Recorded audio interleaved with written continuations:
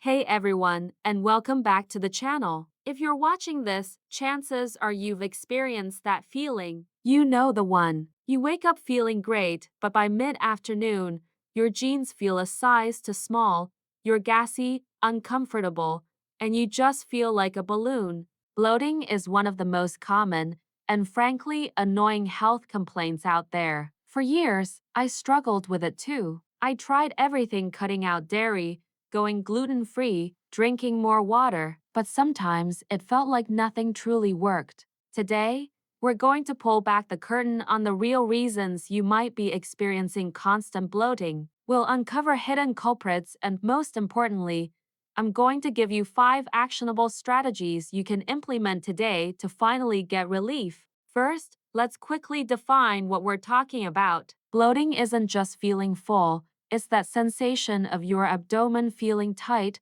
swollen, and often accompanied by gas, discomfort, and sometimes even pain. It's usually caused by excess gas production or disturbances in the movement of muscles in your digestive tract. It's super common, but that doesn't mean it's normal to feel this way every single day. So, let's dive into the common and then some of the lesser known reasons you might be feeling puffy. Alright, let's start with something super simple and something most of you are probably doing wrong, and that's how you drink your water. I know, drink more water is drilled into us, and it's true, but the method matters. If you're like me, you might find yourself chugging a huge glass of water, especially when you're thirsty. The problem? When you chug water, you're gulping down a lot of air right along with it. That air gets trapped in your digestive system, leading to that gassy, bloated feeling. Even worse, chugging water, especially with meals, can dilute your stomach's natural digestive acids and enzymes, making it harder for your body to break down food efficiently. Undigested food then ferments, producing more gas. The fix?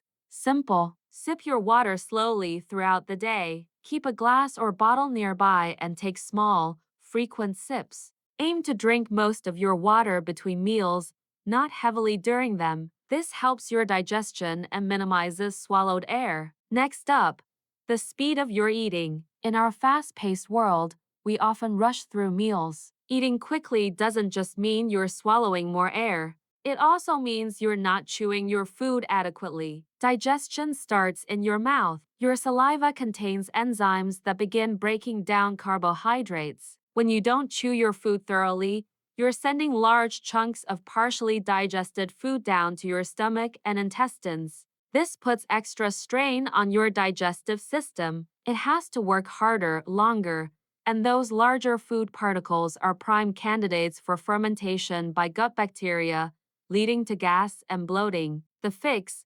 Practice mindful eating. Aim for 20-30 chews per mouthful, especially for denser foods. Put your fork down between bites. Take deep breaths before you start eating. This signals to your body it's time to rest and digest instead of fight or flight. This small change can make a massive difference. This one might surprise some of you, but chronic stress is a huge contributor to bloating. Our gut and our brain are intimately connected through the gut-brain axis. When you're stressed, your body shifts into fight or flight mode. This diverts blood flow away from your digestive system, slows down gut motility, and can even alter your gut microbiome. A slower digestive tract means food sits around longer, leading to more fermentation. An imbalanced microbiome can lead to an overgrowth of gas-producing bacteria. And even more simply, stress can make you clench your jaw, swallow more air unconsciously, or even develop nervous habits that affect your gut. The fix? Incorporate stress reduction techniques into your daily routine. This isn't just woo-woo, it's crucial for digestion. Try 5-10 minutes of deep belly breathing daily, a short meditation, going for a walk, or even listening to calming music. Prioritize sleep, as lack of sleep amplifies stress. Your gut will thank you. Now, let's talk about food itself. While you might have already considered common culprits like dairy or gluten, many people have subtle intolerances they're unaware of, or they're reacting to something called FODMAPs.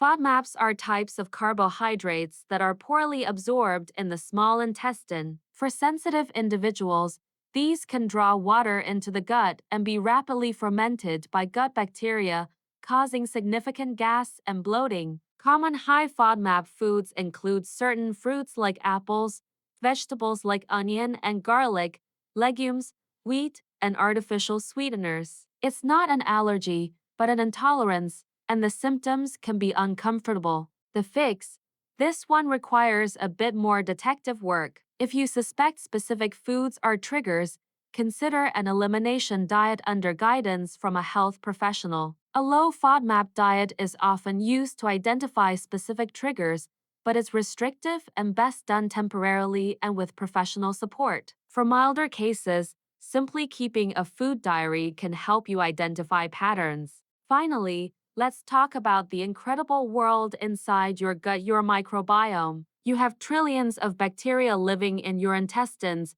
and their balance is critical for everything from digestion to immunity and even mood. When this balance is off, it's called dysbiosis. An imbalance means you might have too many gas-producing bacteria or not enough beneficial bacteria to keep things running smoothly.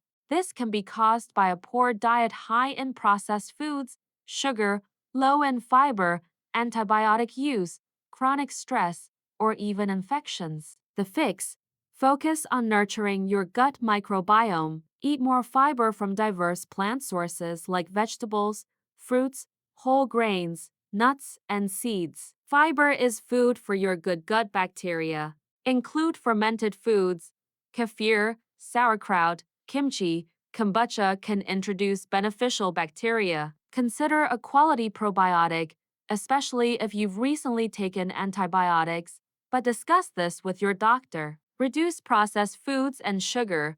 These can feed less desirable gut bacteria. So, there you have it, 5 often overlooked but powerful reasons you might be bloated and concrete steps to take. Remember, sip your water slowly, chew your food thoroughly, manage your stress daily, investigate hidden food intolerances, nurture your gut microbiome. Start with 1 or 2 of these and observe how your body responds. Small changes can lead to big improvements. A quick and important note: while occasional bloating is common, if you're experiencing severe, persistent bloating, accompanied by unexplained weight loss, blood in your stool, persistent diarrhea or constipation, or severe pain, please consult with a healthcare professional immediately. This video is for informational purposes only and isn't a substitute for medical advice. I hope this video gave you some clarity and, more importantly,